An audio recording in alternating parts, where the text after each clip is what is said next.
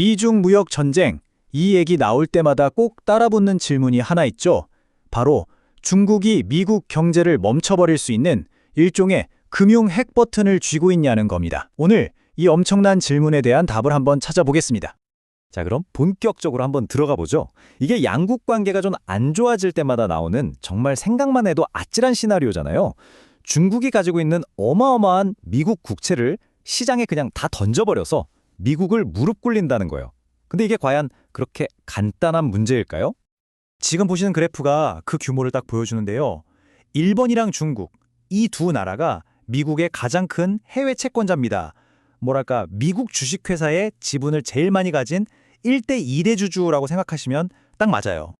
자, 그럼 만약에 2대주주인 정국이 나 이제 내 집은 다 팔래 이렇게 선언하면 무슨 일이 벌어질까요? 시장이 벌벌 떠는 건 바로 걷잡을 수 없는 도미노 효과입니다. 자, 이론적으로는 이런 그림이 그려지는 거예요. 중국이 엄청난 물량을 쏟아내면 당연히 국채 가격은 폭락하겠죠? 그럼 미국은 새로운 투자자를 구해야 하니까 금리를 미친 듯이 올릴 수밖에 없어요.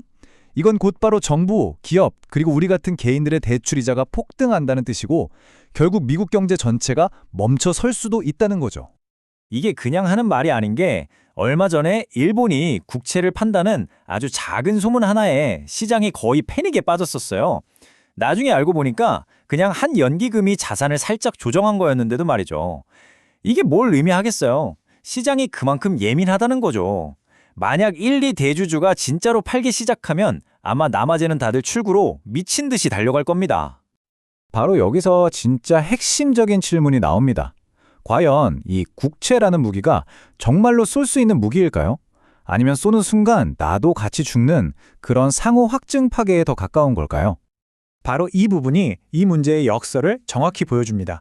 중국이 미국 국채를 던지는 순간 자기들이 아직 들고 있는 나머지 국채 가치도 같이 폭락해요. 자기 금고에 불을 지르는 거죠. 또 최대 고객인 미국 시장을 자기 손으로 망가뜨리는 셈이고요. 근데 진짜 제일 치명적인 건 따로 있어요.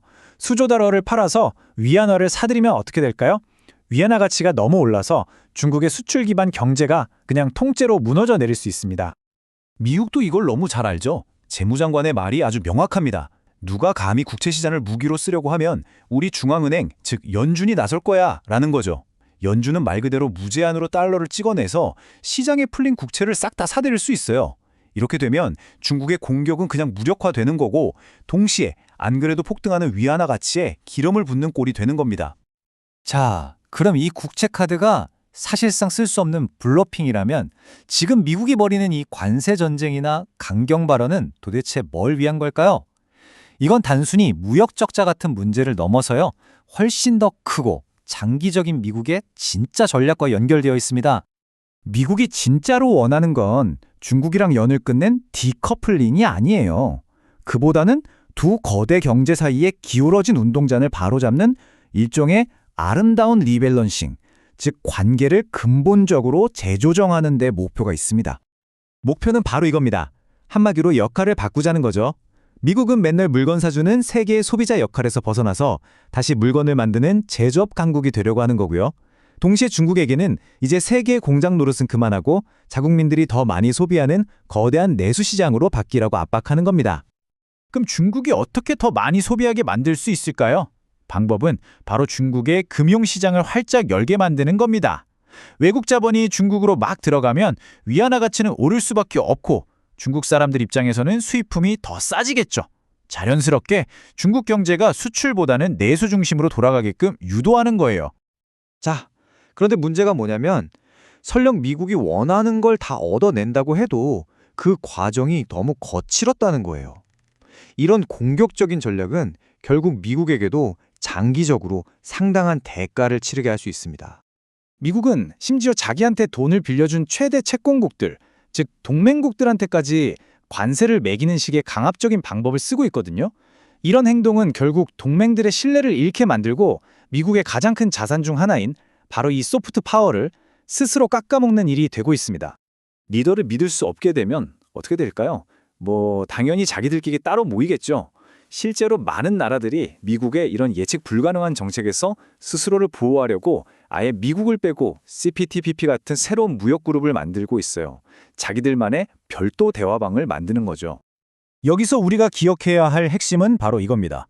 채권국들이 기존에 샀던 국채를 당장 팔지는 못하더라도 앞으로 미국이 새로 발행하는 국채를 예전처럼 막 사주지는 않을 거라는 점이죠.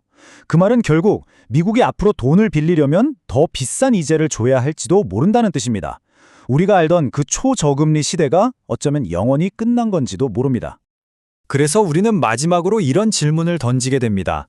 세계 경제의 균형을 다시 맞추려는 미국의 전략. 이게 단기적으로는 성공하는 것처럼 보일 수 있어요. 하지만 그 과정에서 오랜 동맹들의 신뢰와 국제사회의 지지를 잃어버린다면 과연 이걸 장기적으로도 승리라고 부를 수 있을까요? 미국의 미래 리더십에 대한 근본적인 질문이 남게 됩니다.